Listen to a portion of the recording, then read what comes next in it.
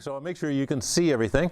Now we can go off with the lights, and for those of you that aren't familiar with the tower, most of you I'm sure are from Rhode Island and are familiar with this. This is a 28-foot tall stone and mortar structure that still stands in Newport today in Toro Park, which is has a view looking over the bay. And you'll see this beautiful building here once had a view that looked over Narragansett Bay, Jamestown, and all of the others. Can you guys see okay over here? We kind of, because I'm gonna be kind of standing here. So here is the tower here, and here is Jamestown Island in Narragansett Bay, and it has these 8 pillars, and then it has arches above it, and just the last year they repaired the top 3 feet of it, but over the years nobody really knows who built it. So I took a helicopter ride, and you see how perfectly circular it is right here in Toro Park. And I got so excited about the tower. I've been studying it for 20 years. I bought this building here, which is right next to it, and opened up the Newport Tower Museum. And over the last 3 years, I've had over 4,000 guests from all over the world, every state in the Union, and country in Europe. But not many Rhode Islanders come because they've already seen the tower. They already know about the tower. There's 5 theories about who built the tower. The Vikings in year 1150, in the 1800s, Charles Christian Raffin came up with this theory and wrote about it in a book, and then Longfellow wrote a poem, and it became part of the mystique of Rhode Island. You got the Viking hotel down there, Viking cleaners and all of this stuff, but they've never really found any Viking artifacts around here. And then there's the idea that the Templars built this in the year 1398, that they came over after the Templars had been kicked out of Europe. Prince Henry Sinclair came and made a voyage here. Now, you've probably seen, some of you on TV, Scott Walter has a show, and he's very much excited about this theory. And I think there's some stuff to be learned from it, but they've never really found any Templar artifacts around here, and they haven't really nailed down who it was that was the navigator on this journey. But it's a very good theory, and I let people have their own ideas about who built the tower. If you want to think the Templars built it, that's fine too. But having studied the tower, I came up with some other interesting information.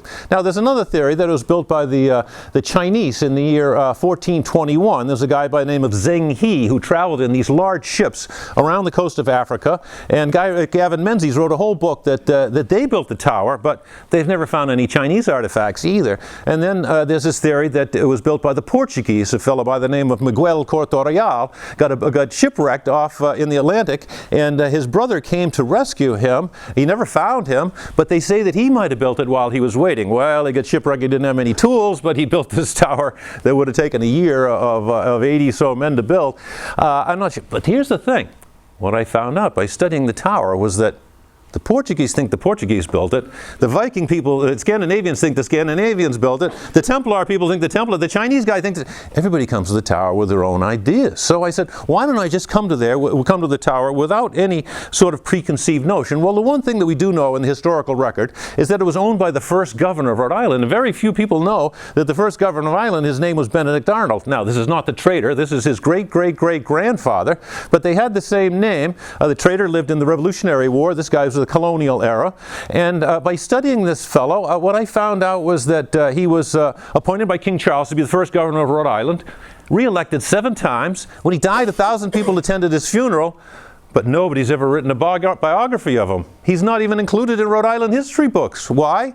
Because we get Roger Williams, and everybody loves Roger Williams. Now, there's nothing wrong with Roger. He was certainly a great guy, but he was never governor of Rhode Island. This guy ruled the state for the first 30 years of the statehood, and nobody's ever said. So I studied him, and I found out not only did he own the tower and give it to his eldest daughter in his will, He knew who built the tower. He knew about the astronomy in the tower. He knew the whole thing.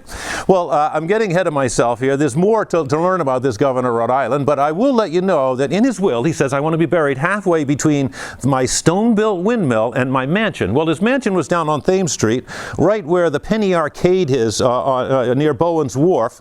And halfway between the mansion and up on the hill where the tower is his grave. And it's about the size of this room, 15 rods square. And right in the center is all the Arnold family. But he says, I want to be buried in the northeast corner.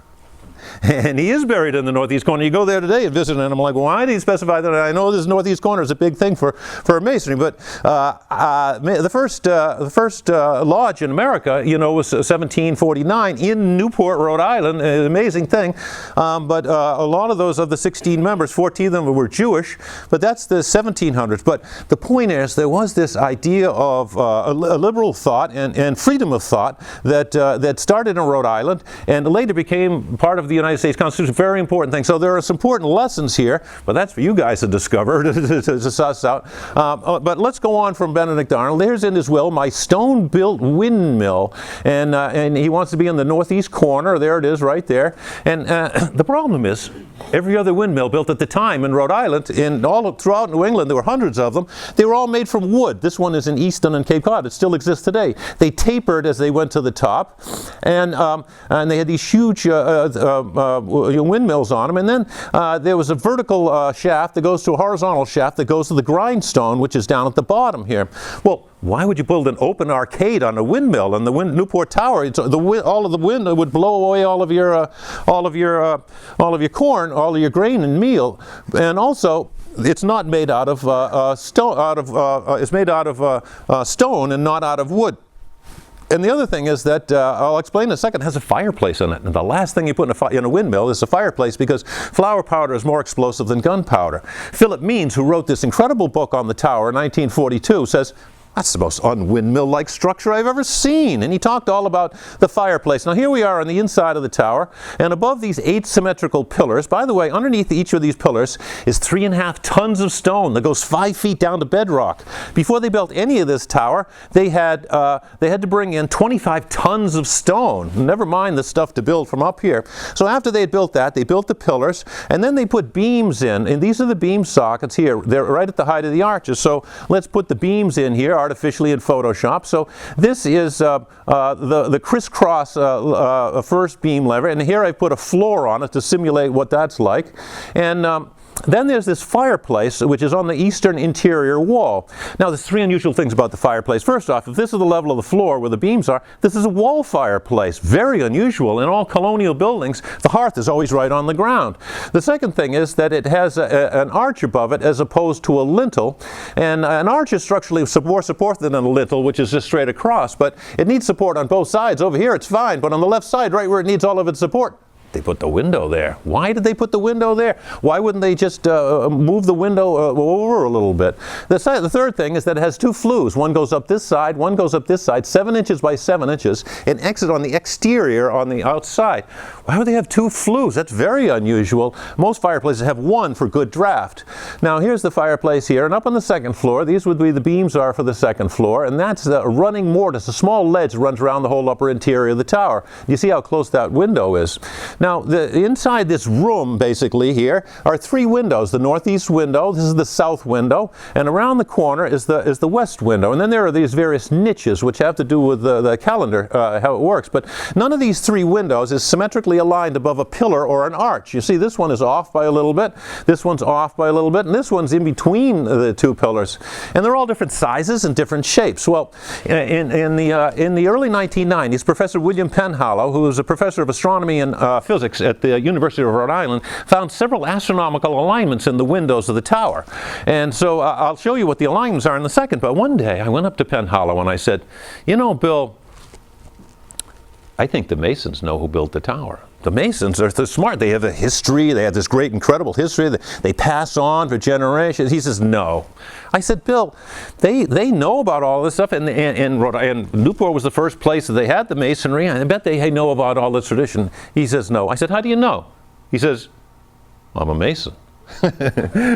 Anyways, Professor Penhallow, has been trying to explain this to people in Masonry, and he's such a smart guy about astronomy, very few people can follow him. In fact, don't feel bad, I'm not messing on the Masons here, but because he went to the American Astronomical Society in Chicago and gave a lecture in front of 150 people, and none of them followed up. None of them really understood what he was talking about either. But in his book, in the paper that he wrote in 1990, I was able to find out in this one chart, he says that once every 18.6 years, on December 26, 1996, if you stand right here at this, where this seating is in the park, a bench, and look through the west window, through the tower, out the northeast window, you'll see the full moon.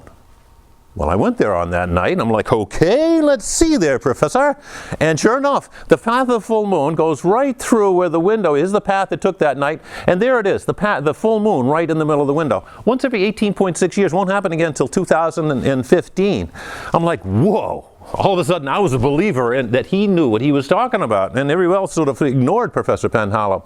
He also says if you stand here in the northwest corner of the park and look through these two windows, the west window and the south window, right through the tower, on the winter solstice or around the winter solstice on December 21st, any year, you'll see the sun shine through these two windows. Well, I went there on the winter solstice. Sure enough, shined right through the window. And here it was the following year. And here it was the following year after that. There was a lot of snow, and I was there again this year. It happens like clockwork every year. In fact, that's what this is, sort of a giant clock. Now, there's a third alignment that Professor Penhallow didn't find, but I actually found, and he's quite proud of me for it, but I'm proud of myself. On the equinox, which is in the middle of the year, which is on March 21st, the sun comes through the west window, and it makes a patch of light almost in the fireplace. You'll see it right there, and when it sets, you'll see this square patch of light comes through, and here it is about a half an hour before sunset. It's right underneath the fireplace, and then the houses on the western side of the park block it out, so we don't get to see the sunset, but it would end up being on the right hand side of the fireplace, right up here. We couldn't figure out why they didn't put it in the middle of the fireplace. Well, here it is on that day, towards the end of there's that patch of light in the fireplace, and Professor Penhallow was giving a lecture at the tower one day to the New England Antiquities Research Association, of which we are both members. We study lithic structures throughout New England, and he says the interior room of the tower probably acted like a camera obscura solar disk calendar room. What's that? Well, I was a professional photographer, and I knew about camera obscuras. In a dark room with one small hole, the image of what's outside appears on the interior. It's like what we call a pinhole camera in photography, and it's basically the principle of how a camera works. And you'll see all the things, everything's in full color, you'll see all movement, you'll see everything. Now, if the sun is in the image up here, the sun is also projected through, but the sun, as it moves across the sky during the day, it moves across the interior of the floor. Now, one day in my photography studio, I noticed the sun at the very end of the day, this what's called the solar disk, the image of the sun in a camera obscura, and it was moving up the wall. It had finished going on the floor because it was at sunset, and so I drew a circle where it was, and the next day I drew more circles following it. Every minute I would draw a circle, and I had the path that it took that day, and then the next day, and I followed for a whole year. In the summer it was in this area here, but by winter it was way at the other end of the studio. So I made a camera obscura solar disk at sunset calendar room in my studio. Here it was at the summer solstice. Here in the fall equinox is in the middle in the kitchen. And then here it was on the winter solstice. And then it worked its way back to the kitchen again. And so I had it throughout the year. Now I figured out the angles for each one of these seasonal sightings, actually the signs of the zodiac of the March 21st or such. And then I took that data and transferred it to the interior of the tower. And you'll see right here on the equinox, it's right next to the fireplace. And here it is in January, February, March, April, May, June, and here it is and then it works its way back up again. Well, here's a side view looking at it. As Penhallow said, on the equinox, the sun would set and be on the right-hand side of the fireplace. Well, I couldn't make a camera obscura room in the tower because it didn't have a floor, it didn't have a ceiling, and so I found this firehouse that was just down the street on Lower Mill Street, and up on the top is this room, and I said that would make a perfect place. I got permission from the people who own the building, and my photographer photography assistant, John Tavares, and I set up this seamless paper, which is 9 foot wide piece of white paper, and we blocked up this window here so there was just one small hole. And there was the image of what's happening on in Newport Harbor. You can see right here the Pell Bridge right here, and this is the solar disk, the image of the sun. This is the sky. Everything's upside down. These are the buildings on Mill Street. But can anyone tell me why it's brighter right there? See that bright spot? Why is it brighter there than anyplace else? Can anyone tell me? Do they see what's going on here? It's reflecting on the water. What do you say? Reflection of the sun on the water. This guy wins a koozie, the tower koozie, because he's got it all figured out. What he said was, this is a reflection of the sun off of the water, and it is. In the late afternoon, the sun shines off of this, off of the water, and it looks like all these sparkles. I call it fiery water. Well, this was a very special thing that here it is. I've closed the aperture down a little bit, and all you see is the fiery water. And you've seen it all in the afternoon. It's so bright and the reflecting off the water, you can't even look at it even with sunglasses. But with the camera obscura, you can see it projected on the wall. It doesn't hurt your eyes. Now, there's here it is here. You'll see that the fiery water, this is the upright picture that I took looking out the window, and it's the reflection off the bay. Now, this fellow by the name of Robert Boyle, he was a physicist in the 1600s, and he says, in a darkened room, I use a convex lens to project the image of a river being shined on by the sun. It looked like millions of shiny fish scales which sparkled as the wind, sun, and river changed. I call this fiery water. Well, on that day, on the that's where the sun will set, the equinox, but just before that, here's the pattern where the sun would be for the 15-minute intervals before it sets up here. And here it would be right a half an hour before sunset, right underneath the fireplace. So here's the actual sun coming through. You see it underneath the fireplace. And then in Photoshop, I digitally blocked up this window to show you that that's where the solar disk would be, right? Now, you follow all that so far? Well, I pieced all this together, and guess what I figured out? What that means is if the solar disk is here, the fiery water is right in the middle of the fireplace. Ooh, come on. Ooh. That's pretty exciting. And what's exciting about this, and here it is, I'll show you another graph of it, is the solar disk, the image of the sun. Everything's upside down, sky, water, and then you could, there's the fiery water, and you could start a fire underneath it. What's special is this happens on March 21st, which in zodiacal signs is the first of Aries. We have anyone who's an Aries here? Hey, people know, yeah, Aries. It's a fire sign, and the sign just before it is a Pisces, which is a water sign. Fire and water. Here somebody's dealing with all this stuff. So I said, who would have built a tower with all of this incredible stuff, with what Penhallow found and what I found? So I started studying the history of the camera obscura, and I found out that in the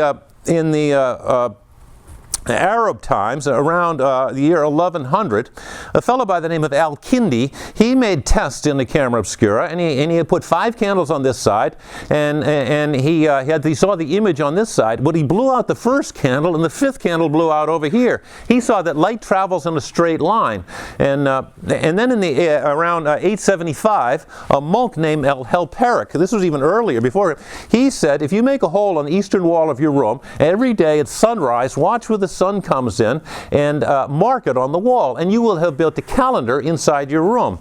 875. He was doing the same thing at sunrise that I was doing at sunset, and this was 1,000 years before me. I thought I was so smart. This guy, he was doing it in his cell room. Now, in the Renaissance, there was a huge interest in the camera obscura. Writers like Agrippa, Barbaro, Cardano says if you put a lens in that aperture in the window, you'll make the image even sharper. They knew about lenses back then, biconvex and convex lenses. Della Porta describes the camera obscura, and Da Vinci says, and so it is with the pupil. They knew that the eye acted like a camera obscura even in the Renaissance, and this is the first image we have of the camera obscura. In 1544, a scholar by the name of Geoffrisius in the Northern Renaissance, he drew a depiction of a solar eclipse in a camera obscura. Here it is, the image is upside down. One of his students was a guy by the name of John Dee, D-E-E. Now, he was an Englishman, but he had had been in the Leuven in the Netherlands to study under Gemma-Frisius, and he's the only one in Elizabethan England in the 1500s that wrote anything about the camera obscura. He showed an eclipse of the sun in a dark room to the Polish ambassador in 1583. Now in the 1700s they used these camera obscuras as drawing aid. Artists like Vermeer and Canaletto, they would see the image being projected and they'd be able to make these realistic paintings. Vermeer is incredibly realistic. In fact, there's a movie coming out about this later on in the year. And in the 1800s they put film in the back and made the first photographs. This is Nicephore Niepce. And then in the 1900s they made Brownie box cameras, and then we got Nikons, Leicas, and Yashicas, and now we take pictures with our cell phone. But even in a cell phone you have to have a camera obscura. That's the way light works. You have to get this reversal thing. Now, one day as I was studying all of this history of the camera obscura, serendipity happened. You know what serendipity means? Something good, something unexpected, something you didn't think would happen. I was in the library and I got this book out and it was called Newport Begins by Lloyd Robson. And it says historical names for Narragansett Bay. Now I knew that Verrazzano had been here in the around 1525, and he called this bay Refugio. He was sailing for the French king. He was an Italian guy, but sailing for the French king, and he drew maps. Maggiolo drew a map, and his brother Verrazzano, that's his brother, drew a map in 1529, and they called it Refugio, and the Spanish called it the Bay of Santa Baptista. Then I saw this, the John D. Bay and River, 1583. Wait a minute, the Pilgrims were 1620. How could this bay be named after an Englishman in 1583, 40 years before the Pilgrims were even here? Come on. And the only Englishman who knew about the camera obscura. So I started studying about this guy, John Dee, and he was the smartest guy in the Elizabethan Renaissance. He had a library of 4,000 books, and he was friends with all the greatest Renaissance artists on the continent. He was well-traveled, and he was the Queen's wisest advisor. And in 1583, there was an effort to colonize the New World by the Elizabethans, and the one place they chose, right here, Narragansett Bay. And I call it the Elizabethan colonization effort of 1583. And John Dee was the mastermind behind the whole thing. Not only was he the cartographical, he drew the maps, but he was also the legal and the navigational advisor for the whole thing. In other words, he wrote this deed for all of North America. Now, Dee had been a navigational guide to all of the great Elizabethan explorers. Martin Frobisher, the Northwest Passage, Stephen Burrow, the Northeast Passage, the Muscovy House, they were going to Moscow. They say that an explorer would not leave London without first consulting John Dee regarding his charts and rudders. And so he also invented the paradoxical compass and this huge compendium that went along with it to navigate the northernmost latitudes where the longitude lines are close together.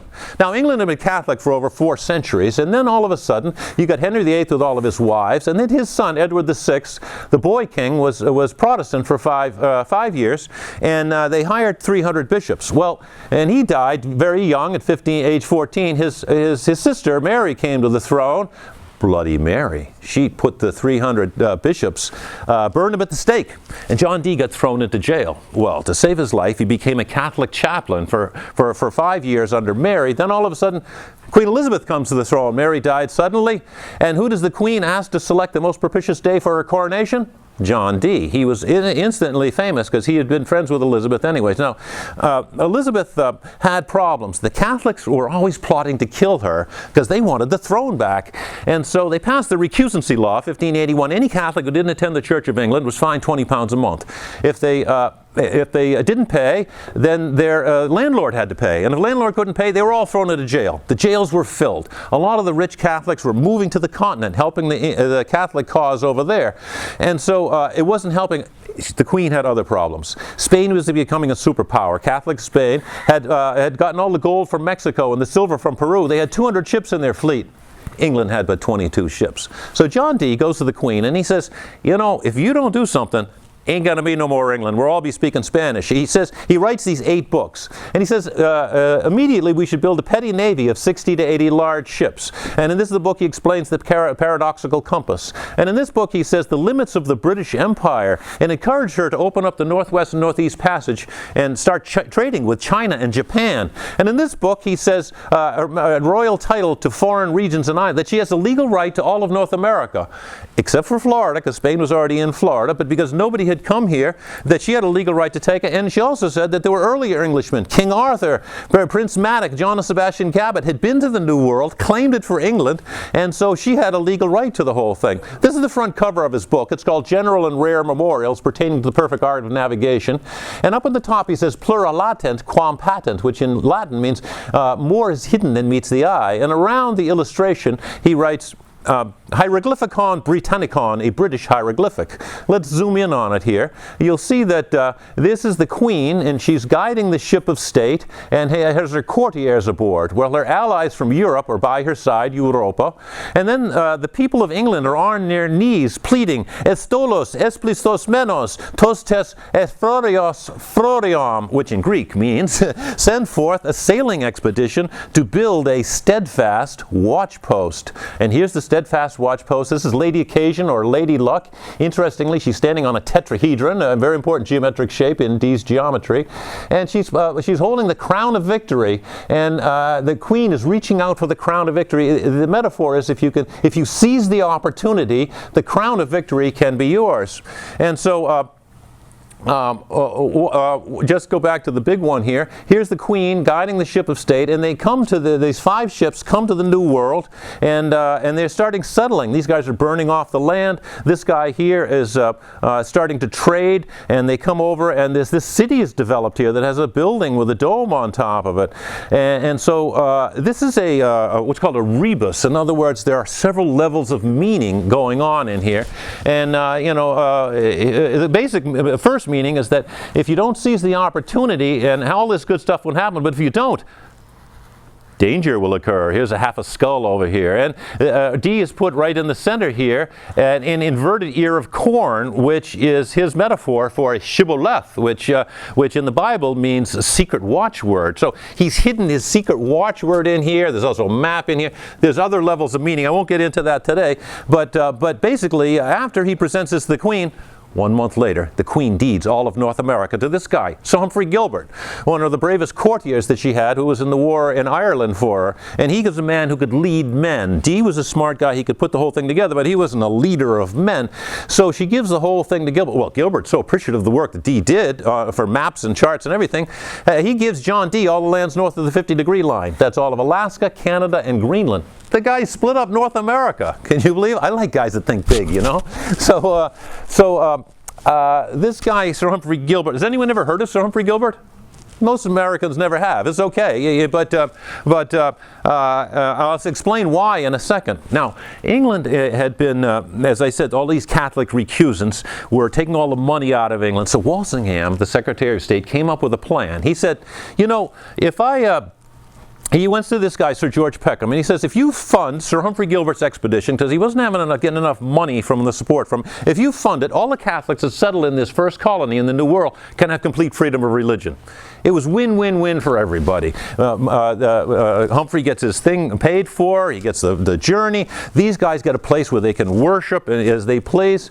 And so all of this stuff is not anything that I made up. I was shocked to hear about it, because you don't hear about this in Rhode Island. It's written by David Beers Quinn in a book called New England and the Settlement of America. And it's also written by Samuel Eliot Morison. These are the 2 greatest writers on Elizabethan history.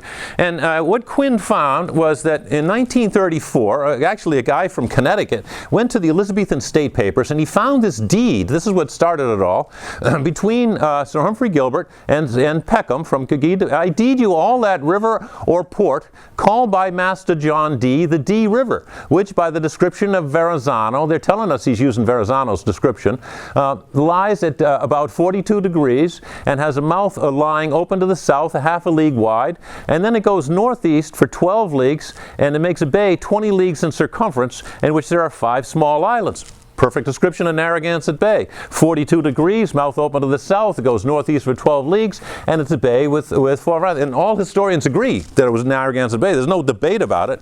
But for some reason, no Rhode Island historian has ever written about it. And trust me, I read every Rhode Island historia book. It was written about, there was an article in the Providence Journal in 1934, and then it was in the Historical Society Journal. But that's it. Nobody else has written about it. Here it is, the Dee actually drew this map in 1580. This is Dee's map of North America. This is my text in it. And he says this is where you want to go, to this triangular island, which is Block Island just off the coast. And just north of it, you find this beautiful bay, big enough for an entire navy. And he called it the Refugio, Verrazano did. But Dee calls it the John D. Bay and River. He named it after himself. Well, what happened? 5 ships set sail in 1583 from Plymouth, England, with Sir Humphrey Gilbert and 5 ships. One day out, the bark Raleigh got a contagious disease. They had to head back home. He lost his biggest supply ship after one day. They all had the disease. The other 4 ships made it as far as St. John's in Newfoundland, which is further up the coast. And so I went to Newfoundland, and there in the middle of town is this beautiful plaque. It says, close to this spot, Sir Humphrey Gilbert, 1583, took possession of the newfound land in the name of Queen Elizabeth, founding Britain's overseas empire, the beginning of the British Empire. Well, they only were staying there for 2 weeks. They were coming here, and so they revictualized for 2 weeks, heading down the coast. Here's a stamp that came out in 1934 commemorating his entry into the harbor, and here's a picture of him himself with this armillary sphere. And so they stayed there for 2 weeks. Coming down, they hit a tempest. They were sailing in September, where the perfect storms were up in the North Atlantic, and the Delight hit a sandbar and got crushed to pieces. It was during a giant hurricane. The other 2 ships made it as far out to sea. What you do is you go out to sea and just let it blow you around, but you don't want to be near shore. And so when they found out that they couldn't, there were no survivors on this, they had only 2 ships left, small ones. They decided, let's go back to England, pick up more men and supplies, and we'll come back the following spring. Well, off the coast of the Azores, they hit another tempest. The waves were so huge, they were like giant pyramids, and one of them swallowed Sir Humphrey Gilbert's ship, and he drowned. Never heard from him again.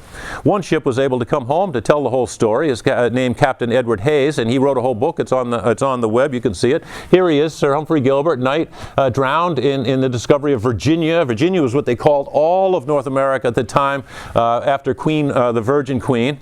And here's the interesting thing. You might never heard of this guy, Sir Humphrey Gilbert, because he never made it past Maine. And we're Americans. Our boundary stops at Maine. We're not interested in that Canada stuff. Well, there was no Canada, Maine back then. But a year later, the Queen deeds all of North America to his younger half-brother, and his name was Sir Walter Raleigh. And Raleigh made 3 expeditions to Roanoke Island, North Carolina in 1584, 1585, 1587. And those were unsuccessful missions as well, but this was Gilbert's baby brother. They grew up together. His mother had gotten remarried to a guy named Gilbert, very young, and they all grew up together. They were both sailors and the whole thing. Now here's an interesting thing. When Sir Humphrey Gilbert was awarded his letters patent, he got it on June 11th, 1578. Well, back then they were still using the Julian calendar, so if you have to add 10 days, that's June 21st. That's the summer solstice. He got the award on the summer solstice. Well, he left exactly 5 years later on the summer solstice of 1583, June 11th. These guys did things in accordance to the sun. This is no accident that these both dates are like that. And Quinn was a great researcher. After studying all he could in London, he went to Madrid and found out that the Spanish ambassador who was living in London in the 1500s had written letters back to King Philip of Spain, which gave some insight into what was going on at the time. And he said that there was a preliminary expedition before Sir Humphrey Gilbert's 1583. There were 2 ships that they sent out to reconnoiter the place where Sir Humphrey could land the next year. Now these 2 ships and a pinnace, a small boat that could be rotor sail, were under the leadership of Anthony Brigham, and there were 80 men in this voyage that came over here. They stayed here for 9 months and actually returned to England, and he met with Walsingham about the discovery of America, is written in the letter. And I claim that it was Anthony Brigham and his 80 men that came here and built this tower. Now here's a list in a history book by Richard Hakluyt of all the people who had come to the New World. Christopher Columbus, you've got Corto Real, you've got Coronado, you've got everybody. The last ones, 1582, Sir Humphrey Gilbert Knight, Edward Hayes, and Anthony Brigham. Right there is his name. Now this book was published in 1582, even before Gilbert had left. They thought he was going to leave, but Anthony Brigham was not part of this mission. He left a year earlier in 1580. So I claim that these 2 ships and a pinnace came here and built this tower to be the city center of this first Elizabethan colony in the New World. And this was to be a church as well as a horologium, which I'll explain in a second. And the whole thing was masterminded by this guy, John Dee. So I said I needed more clues. So in order to do that, I had to read all about John Dee. I read biographies of him, every written work on him, and also his written works, which he wrote in Latin and English. Well, in one of his works, John Dee quotes Vitruvius, who was a famous architect who lived in 45 BC, and he wrote 10 books on architecture. And when they found his books in the Renaissance and published them in 1414, Poggio Bracciolini found them in a monastery in France, and they published them. And this became the groundwork for all the classical architecture that you see in the Renaissance, and even every classical architecture. It all comes from Vitruvius. Well, paraphrasing Vitruvius, Dee writes, "An architect's work must be solidly based on the principles of geometry, arithmetic, optics, music, astronomy, cosmography, indeed all the mathematical arts." And Dee, in one of his books, had defined all the mathematical arts, a whole page describing what each one was, cosmography. And then he says optics, that's kind of weird. Well, he says afterwards, he says, "Regarding optics, I mean the lights of heaven are well led in the buildings from certain quarters of the world." That's exactly what Penhallow found in this building. The lights from the sun, moon, and stars go right through the building. By the way, there's another alignment which I didn't show you, which has to do with the North Star. So that's the star, the sun, and the moon all aligned with, and this is what this guy is talking about. He says, as for astronomy, the Arctic has no north, south, east, and west, the solstice and the equinox. Anyone who doesn't understand that won't understand the art of horology. Well, what that is the art of keeping time. He calls it horometry, which is a coin he actually termed. Horo means hour, metry means measurement, so measurement of time. He says in the olden days, they called it mnemonica, and now they call it horologiografia, and then we call it dialing, as the sundials. But it takes more than a talented painter to prescribe the path of a sun's shadow. He says, in my youth I invented a way to accomplish this by horizontal dials. This is like the dial you see on the floor, like I made. And then the mural dial is like on a wall at the end of the day, like I had in my photo studio, or Helperic had. And then equinoctial dial is a tilted dial at any given hour, provided the sun is shining, and to determine the sign degree ascendant. So he says sometimes you can't see the sun and moon and stars. And so they invented ways to keep track of time using water. These are water clocks, and then running sand and gears and weights. These are clocks, and then springs. But all of these methods require correction over time because of the inaccuracy of their own operation. How do they correct them? The camera obscura solar disc calendarum that goes across the floor here. He says, won't the astronomer, he says, there's a more excellent commodious way than all of these to discover, to imitate the motion of the promouvant, which means the skies, by using nature and art, which you'll understand more of in further search and weightier studies. And he calls it a perpetual motion. Well, why doesn't Dee say, make a dark room, put a hole in it, watch where the solar disc goes across the floor, and mark it, you'll have a calendar and a clock? Why doesn't he say that? Well, the reason is, along with the solar disk, you also have an image of everything that's outside. And if Prince Harry's walking by outside with a purple hat on, Prince Harry's walking by upside down inside Dee's studio. And someone who was over at Dee's house, they're like, yeah, I saw Prince Harry upside down in Dee's studio. In fact, everyone who was outside was upside down in Dee's studio. Well, they take Dee and whisk him off to the jail. He would be accused of being a conjurer. When you see the image in a camera obscura, it's really quite magical. Now, Dee also writes these little riddles. Won't the astronomer regret all of his sleepless nights and the cold labors he has suffered? With any discomfort from the air, under his own roof, with windows and doors shut on all sides, at any given time he is able to observe the movements of the heavenly bodies, and without any mechanical instruments made from wood or brass. This is a riddle about the camera obscura. Now, in one of his books, he defines horometry, and then he defines architecture, and in between he defines this art called zoography. Well, zo means life, graphy means to write. This is writing from life, and includes the arts of painting and sculpture. But in it, he says, there's a certain odd art, which I call althalmazat. Well, that's Dee's cryptic code word for the camera obscura. In Greek, the word thalamos means room or chamber, and in Latin, camera obscura, camera means room, and obscura means dark. So this is his Greek way of saying camera obscura. Now, in 1558, Dee wrote this book. Dee wrote over 40 books, but this one here is called a Propetumata Aphoristica.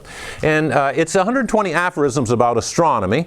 And you see he's interested in classical architecture. These are Corinthian pilasters, and he's got a solid foundation, and then he's got an entablature, and then a dome with stars.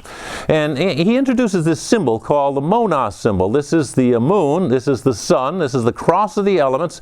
He calls it fire, air, earth, and water, and this is the symbol for Aries, which is March 21st, when they have the fiery water. And then ID, Johannes D, and he has these various statements. He dedicates this to Gerard Mercator, one of his best friends, who was a famous map maker in Europe at the time. And you see he's got the sun column, he's got the moon column in here. You might call them Joachim and Boaz, or they might be seen as two other, but this is a very important, this is 1558, and here he's got fire, air, earth, and water on the corners. And one of his aphorisms, he says, observe and contemplate the wonders of the many fracturings of the heavenly rays and the clouds and water, and you'll be impelled to praise the infinite goodness and wisdom of God. Well, the reflections of the rays on the water, that's the guy that's talking about fiery water that happens on the 21st of March, right there. This guy's actually talking about it. Now, why was Dee so interested in this time and in astronomy? Well, in the Renaissance, in 1583, in Italy, they were building these camera obscura rooms inside these giant cathedrals that already existed.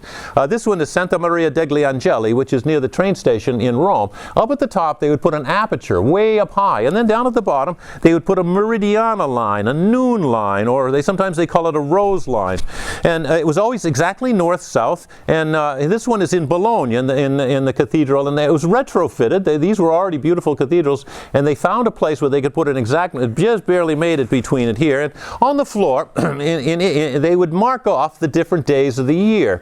And by watching where the solar disk, this image of the sun, crossed this line in the middle of the day, on the summer solstice, on the equinoxes, and on the winter solstice, they were able to turn, counting the number of days, they were able to prove to Pope Gregory XIII that the Julian calendar was out of sync from the sun by 10 days. This led to the Gregorian calendar reform of 1582, which is the calendar we still use today. And so, this is the solar disk crossing it. But in England, the Queen didn't know what to do. She'd been excommunicated by the Pope. She didn't have to listen to any of his decrees. And in fact, everybody in England had been excommunicated by the Pope because they followed her. They were all excommunicated. But yet, France, Italy, Germany, Spain, they were all changing. If she traded with any of these countries, they'd have to go and there'd be 10 days off. They'd come back, they'd be 10 days off. She didn't know what to do. She needed advice. Who did she turn to for advice? John Dee, her wisest philosopher, writes this 60-page thesis on the reform of the calendar, which he goes back and talks all about all the way back to Hipparchus and Ptolemy, and explains how that Julius Caesar estimated the year was 365 and a quarter days long. Well, it's not. It's off a little bit. So every 128 years, the calendar was off by 1 day. So by the 1500s, they were off by 10 days. And they knew about it in the 1400s and the 1500s. They kept telling the Pope. But it's an awful lot to change a calendar, and so they finally said, well, you don't have to change if you want, but we're going to be celebrating Easter on the wrong day. So the Pope decided to change. Anyway, Dee writes this whole treatise, and in the treatise, he says, he writes this thing called the Circle of Time. He starts down here with Adam, and he ends up with the Queen here. Here it is in English. Adam, Enoch, Noah, Abraham, the sons of Israel, the fall of the Temple of Solomon, King Jehoshaphat captured, Olympic Games, Meton, Hipparchus, Jesus Christ, Ptolemy, Mohammed, Al-Kindi, Braydon, Copernicus, the very last one, Queen Elizabeth, the reformer of the year for the next Christian epoch. And that was to begin in 1583, the exact same year I say that tower was built down in Newport. So in other words, that tower to me not only represents the beginning of the British Empire, but it also represents the beginning of this new time. Dee writes his poem, Elizabeth our Empress bright, who in the year of 83 thus made truth come to light, and civil year with heaven agree. Well, the Queen approved the plan, the Privy Council approved the plan, they sent it to Edmund Grindal, the head of the English Church, and he said, nah, if this is something the Pope is doing, we don't want any part of it. As a result, England did not make the change, and for the next 162 years, it wasn't until 1752, England finally changed their calendar, all because they didn't listen to John Dee. He was 200 years ahead of his time. Well, now in 1582, he was on top of the world. This is a year before the expedition when the preliminary was going out. He had founded the New World was starting up with religious freedom at it, the John Dee Bay and River. The new time was coming up the following year. Dee was bummed out. Sir Humphrey Gilbert drowned. The colony failed. They abandoned the tower that I claim was built in 1582. And then the calendar reform was rejected. Dee was so irritated as his countrymen that they couldn't see the wonders of the new world and aligning themselves with the cosmos. He says, I am out of here. And he gets on a boat with his family and sails down the Thames River and spends the next 8 years in the courts of various kings and princes throughout northern Europe.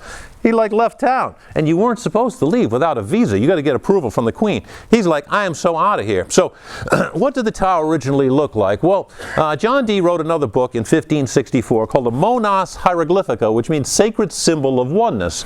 And it's more about this symbol that he developed here, which has the moon, the sun, the cross of the elements, the symbol for Aries down at the bottom, his Monas symbol. And here it is in a giant egg, which one astronomical alignment of the tower, which I didn't show, which you might have seen if you watched the television show that had Scott Walter. There's an egg-shaped rock that gets illuminated on the winter solstice, and right behind it is another set of rocks that looks like this Monas symbol. So it is this egg, and there's a lot of clues that Dee built the tower. But he dedicates this to Holy Roman Emperor Maximilian, the head of all of Northern Europe. And you see he's got fire, air, earth, and water. He's got the symbols of the elements in here. He's got the sun column and the moon column, and the dome with stars. It's echoes of his previous book, and he says, he who does not understand should either learn or be silent. Well, the Queen sees this and says, John, I promise to discard otasiat. I promise to learn and keep silent. So after he had dedicated it to the king of all of Northern Europe, he went and explained it to the Queen. She wanted to know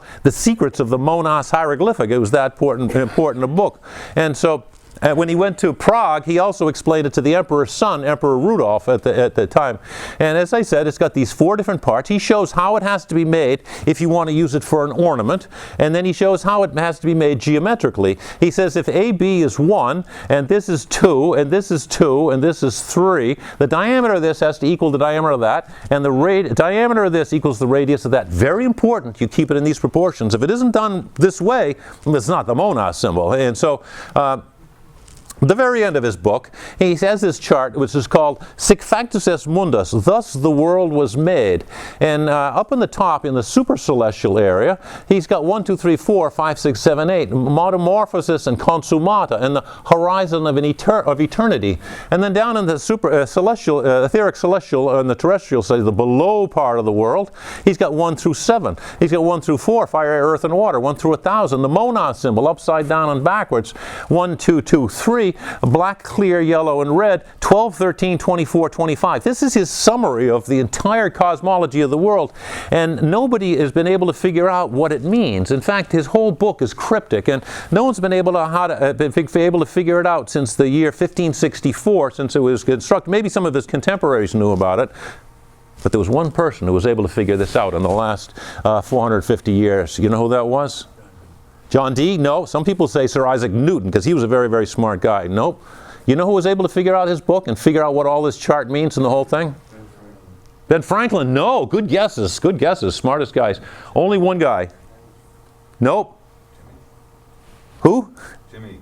Jim Egan. Yeah! Give that guy a koozie. How come I was the only guy? I'm the only schmuck that cared. Nobody cares. They see these books and they're like, oh, we'll never be able to understand all of that. And historians will say, we don't have the intellectual knowledge we don't understand how they thought back then, what all this number stuff went and all this symbol stuff. I'm like, no, this guy John Dee was a smart guy. She must be talking in sense, and he was an Englishman, talking in English. And so it's all written in Latin. So I hired a Latin translator, and I went through and translated his entire book.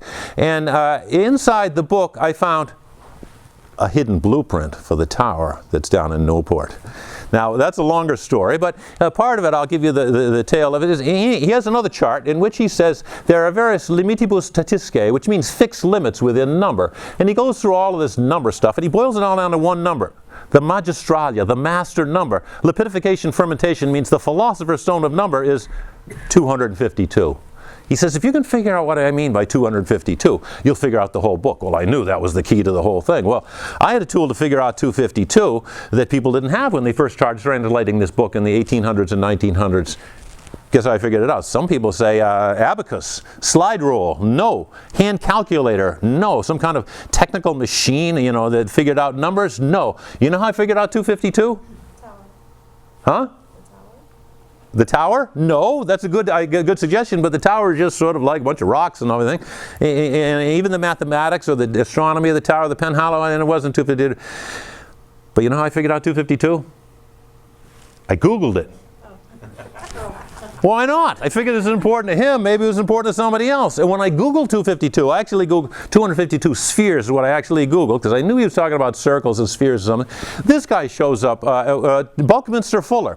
Now, Buckminster Fuller was one of the greatest thinkers of the 20th century. He invented the geodesic dome. If you go down to Epcot Center, down to Walt Disney World, that dome that's all made out of triangles. He was a geometer and a mathematician, and he was an architect. And he said, you know, you can make this small. You can make this any size you want. And now these domes cover more square footage of surface area of the Earth than any other style of architecture. Well, he died in 1983, Bucky did, but he wrote these two books called Synergetics, which explain his whole cosmology. And in reading the books and understanding what he said, I found out that he understood, was writing about the exact same thing that John Dee was writing about in the 1500s. And what Bucky knew about, Dee knew about with regards to architecture. And so by piecing it all together, this is what I think the tower originally looked like.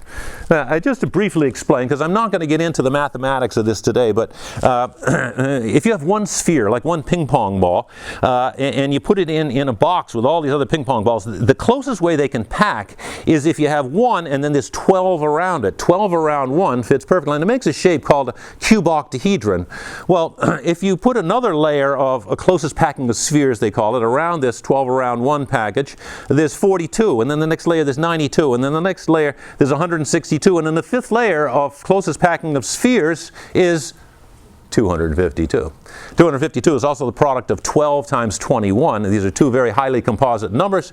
And the number 2,520 is the lowest number divisible by all the single digits, 1, 2, 3, 4, 5, 6, 7, 8, and 9. So 252 is very important in mathematics and in geometry, and it turns out in optics as well. Now, I'm not going to explain all that today because I'm talking long, but this is what I think the tower originally looked like. In other words, right now, you'll see these pillars, but they're just stone. Well, you can look on the interior of some of the pillars, there's plaster that's still there. And these pillars were originally all plastered over, and even the whole base of the inside of the tower would have been all plastered over and painted with a technique called sgraffito, which is what they used in the Renaissance.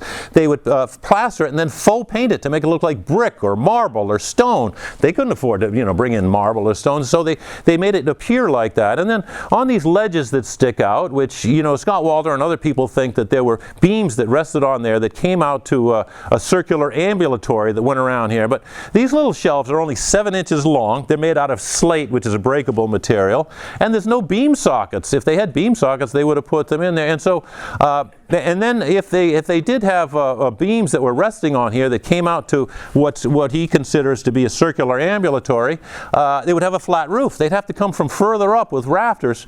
And there's no evidence of beam sockets further up, and you start to get into where the windows are. So I think there was an entablature on there. Entablature, entablature means, it comes from the French word for table. And it's a flat piece that goes across, and every time you have a vertical member in a classical building, you always have a horizontal member. Vertical, horizontal. So this would have been a 2-foot entablature, and on top of it would have been these pilasters. A pilaster is a flat pillar of the Corinthian order that would have been held on with metal cramp irons. And so they were made out of wood, 20 feet tall, and this wall would have been sculpted. And then atop, another entablature that would be 4 feet in width, and then a dome, and then on the top of the dome a finial. And so the whole thing, the proportions of this would be 1/4, 1/2, 3/4, all beautifully, harmoniously proportioned. Here you see the section that I think was wood, and then the part that's underneath it. So what you're looking at today is sort of the skeleton of the building. I've added this dome section, which I think was all made out of stone and plastered over. But right now it only comes up to here today because during the Revolutionary War, the British occupied Newport, and they had stored their gunpowder in here. At the end of the war, when they got chased out of Newport, they said, we don't want the Americans getting our gunpowder, and they lit it and blew the top off the building. Boom! It's amazing it still stands. But that compromised a lot of the interior wood, and this is why the building is only 28 feet tall today. And I think the proportions of the tower are built on what's called the two-circle principle. Dee talks about the sun and the moon, these two great opposite circles, spheres in the sky. And this is a very famous thing, these two tangent circles, each 24, and then the width of it would be 24, which is a 1:2 proportion, very important sacred proportions that they dealt with back then, and 48 feet high, and The whole thing was based upon the proportions of the monad symbol. With the monad symbol, you could put another same size circle right down here. This is exactly 3/4 up from here to here, the width of this, and the diameter of this, the diameter of that, and right on the top where the center of the dome would be the center of the eyeball, and the finial would be described by the moon thing. It's a much longer story from that. I'm kind of just breezing through this, but the tower, I think, had 3 camera obscura rooms, one on the first floor, one on the second floor. This would be for sunsets on the west. The sun would come in, and it would be projected in the fireplace. This would be for sunrises, just like Helperic had, and this is like I had in my photography studio. And then a dome room up at the top for the middle of the day, and on the floor of the dome room would be this giant layout that would show the hours: 10, 11, noon, 1, 2, and then the different times of the year where the solar disk would be. In the winter it would be way up here, in the summer it would be, so it's a calendar and a clock combined.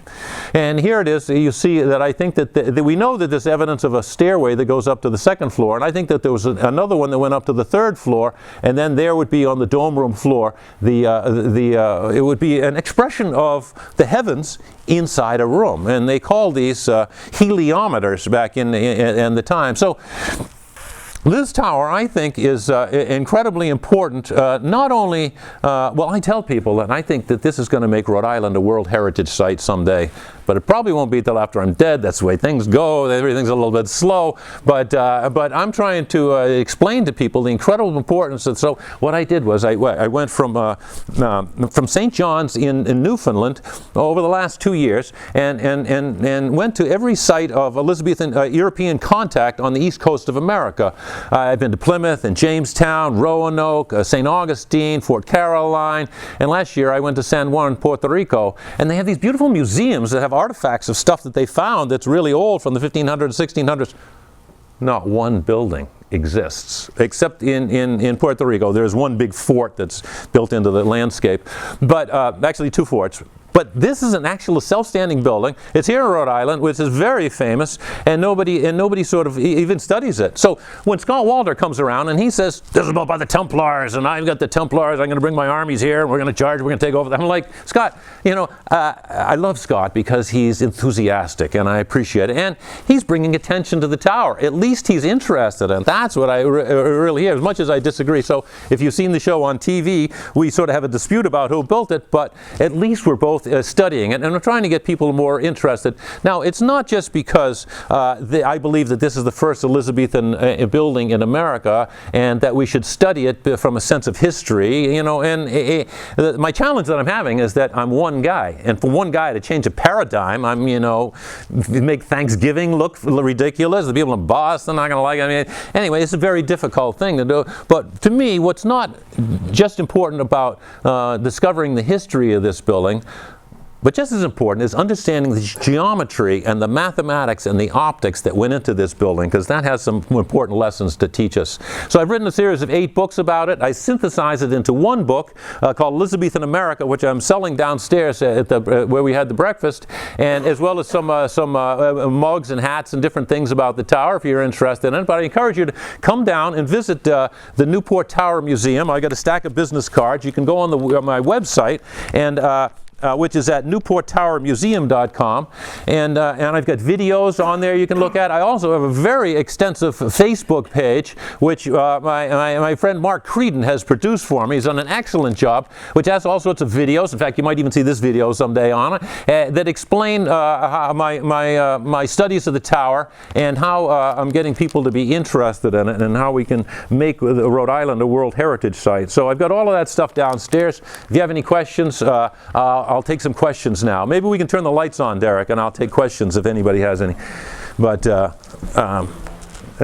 dazzling performance. You're all asleep or so dazzled that you can't figure it out. But are there any questions? I mean, there are a lot of people that come down to the tower that want it to be built by the Templars, and so I let everybody have their own ideas. If you think that it's Templar, that's fine with me, because to me that building represents freedom of thought. And John Dee was baking this, a Catholic colony inside an Anglican colony, freedom of thought. The first governor of Rhode Island, he made this place a freedom of thought. He was the one that allowed the Quakers to come to Rhode Island. The Jews, the Sabbatarians, they all came down.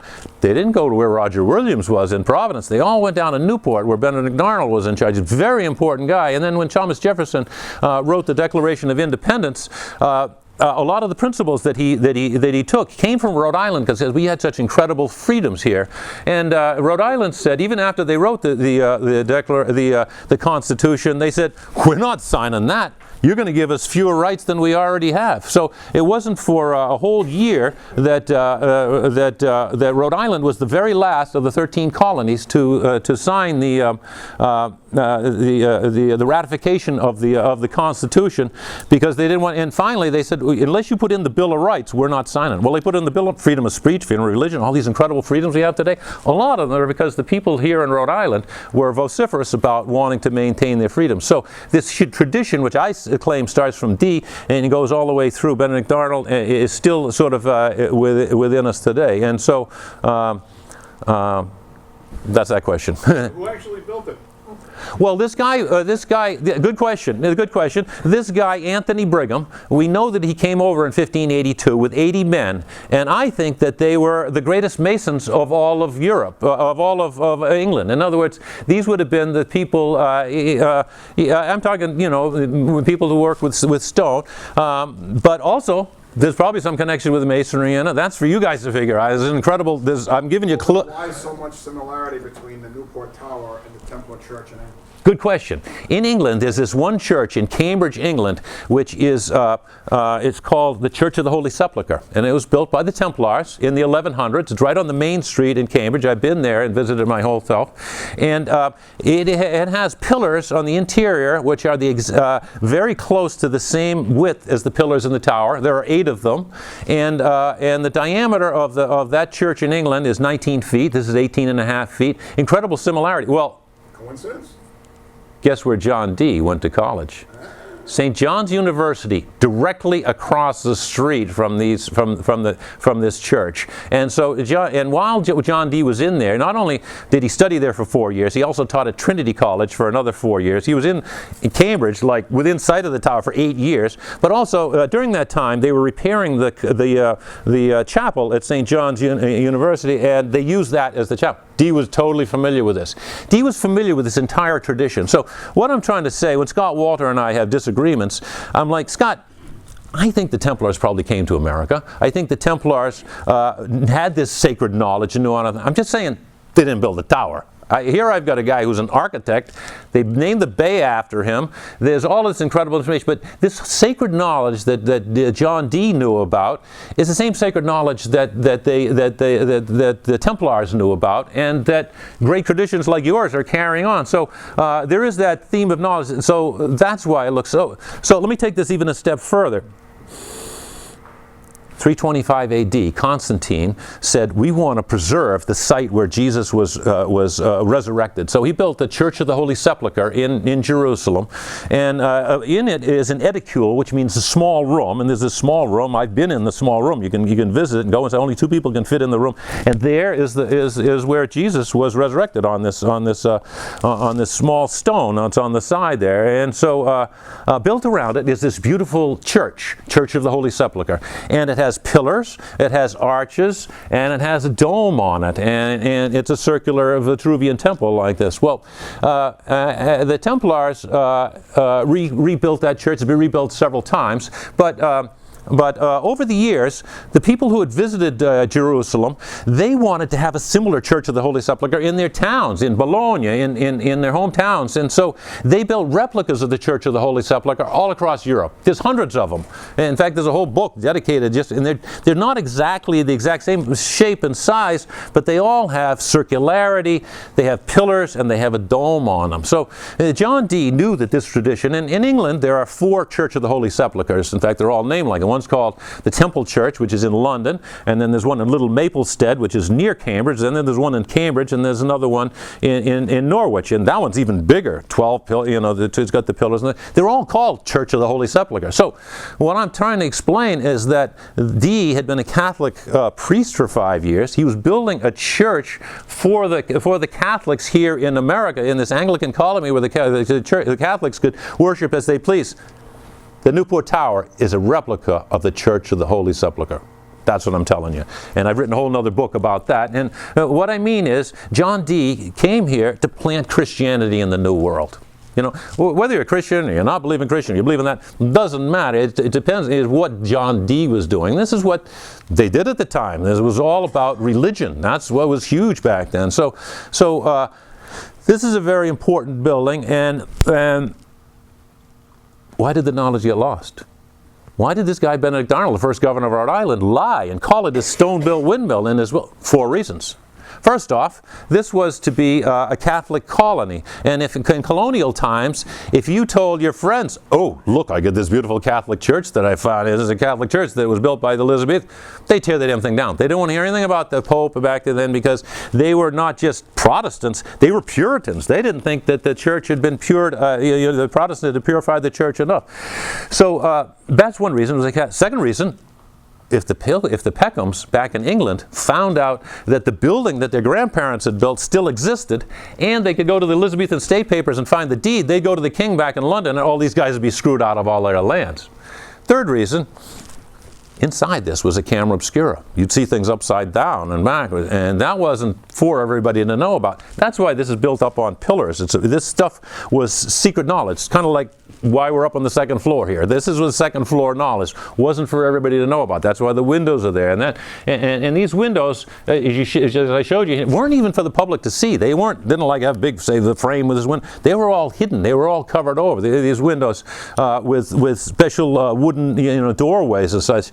So you only saw the whole thing. So in having a camera obscura, people walking upside down inside a thing, in times when they're hanging people for witchcraft, you didn't do that. Fourth reason is a little more extensive. In 1583, just when John Dee decided to leave England, a guy comes knocking on his door. Edward Kelly. Edward Kelly says to John Dee, I know how to read a crystal ball and I can talk to the angels. Well, Dee hires the guy, and together they had seances for the next 8 years as they go across Northern Europe. Now, whether you believe they talk to the angels or not, that's up to you.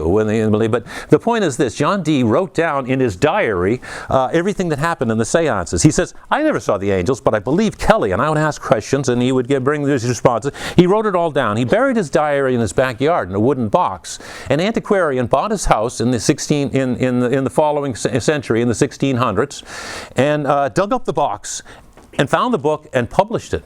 So John Dee in the 1600s was thought of as this quack who was talking to the angels, because now we were in the scientific revolution. We were in the Puritan revolution. We didn't talk to angels anymore. Well, that wacko did back then. So since then, John Dee has been thought of as this sort of eccentric guy. You can Google him today. It's all about people that are interested in his magic and stuff. But people don't realize he was the smartest guy in England. He was the Queen's philosopher, and he was the guy that told her she had a legal right to all of North America, chose the bay, named the bay after himself, and I claim built that tower. That's my story, and I'm sticking to it. Thank you very much. Thank you. Thank you for coming. Thank you very much. Yeah.